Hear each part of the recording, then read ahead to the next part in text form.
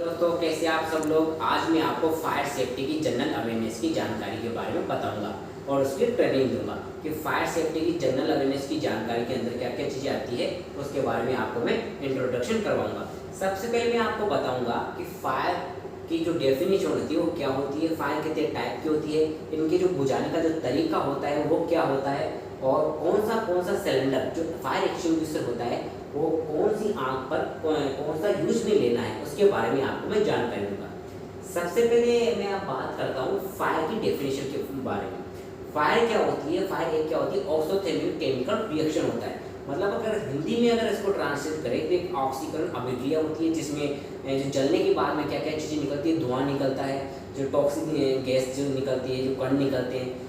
अब मैं आपको बताना चाहता हूँ कि जो फायर के अंदर फायर किन चीज़ों से मिलकर बनी होती है। तो आप ये ट्रायंगल देख रहे होंगे, ट्रायंगल आपको दिख रहा होगा जिसको हम फायर ट्रायंगल बोलते हैं, जिसमें क्या होती है, ऑक्सीजन है, हीट है और फ्यूल है।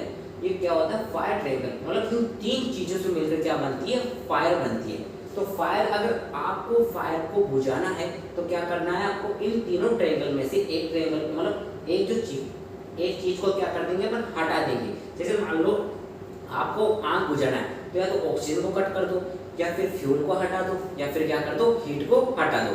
तीनों में से आपको एक चीज को क्या करना है, रिमूव करना होता है इसके अंदर। दूसरी अगर मैं बारे में बात करता हूँ कि इसमें क्या होता है, फायर ट्रायंगल के अंदर मैं आपको बताना चाहता हूँ तीन चीजों के बारे में। मैंने आपको बताया ऑक्सीजन, फ्यूल और हीट के बारे में। अब मैं आपको इसके बारे में आगे जो जानकारी दूंगा, आग को बुझाने का तरीके के बारे में। आग बुझाने की कितने तरीके होते हैं। सबसे पहला जो हमारे पास में जो तरीका है, वो जो तरीका है स्मूथरिंग करके, मतलब आग को स्मूथ करके बुझाने का। जैसे कोई सिलेंडर में आग लग जाती है तो अपन क्या करते हैं, जो गीली जो बोरी होती है उसको क्या करते हैं, स्मूथ करके ही आग बुझाते हैं। ढककर आग बुझाना क्या होता है, स्मूथरिंग होता है। दूसरा जो मेथड होता है हमारे पास में, कहते हैं स्टारवेशन, मतलब जो ईंधन होता है उसको हटा के आग बुझाना। जैसे कोई लकड़ी में आग लग रही है तो क्या करना है अपन को, अगर आप ऑक्सीजन को कट नहीं कर रहे हो, हीट को नहीं हटा रहे हो, तो क्या कर दो, आप लकड़ी की जो मात्रा को क्या कम कर दो, मतलब क्या कर दो, इसको ईंधन को हटा दो। तीसरा जो मेथड है उसको क्या करते हैं, कूलिंग मेथड कहते हैं, मतलब कूलिंग करके आग बुझाना। जैसे वाटर से क्या कर सकते हैं, अपन कूलिंग कर सकते हैं। अब मैं आपको बताऊंगा कि फायर एक्सटिंग्विशर के जो अब मैं आपको बताऊंगा कि जो फायर है कितनी क्लासिफिकेशन होती है फायर की। तो फायर का जो क्लासिफिकेशन होता है 5 प्रकार का होता है, लेकिन हमने क्या कर रखा है, 3 मेंशन कर रखा है क्योंकि हमारे पास में क्या है, स्पेस नहीं है। उसके बारे में बताऊंगा कि फायर कितने टाइप्स की होती है। तो फायर होती है 5 टाइप्स की, class A, class B, class C, class D और क्लास एफ होती है।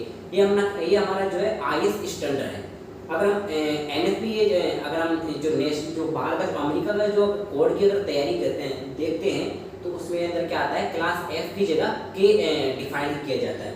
तो क्लास ए में क्या आती है दोस्तों, जैसे जो ठोस चीज़ें होती है, जैसे लकड़ी हो गया, कोयला हो गया, इनकी जो फायर आती है वो क्लास ए में आती है।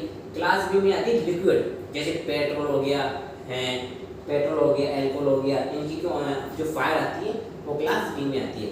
क्लास सी के अंदर आती है जैसे एलपीजी, मतलब गैस की फायर, एलपीजी, मीथेन, ब्यूटेन, इनकी फायर किसमें, क्लास सी में आती है। क्लास डी में आती है धातु की आग बोल सकते हो, उसे मेटल फायर कहते हैं। हिंदी में धातु की आग और इंग्लिश में क्या कहते हैं, इसको मेटल फायर कहते हैं।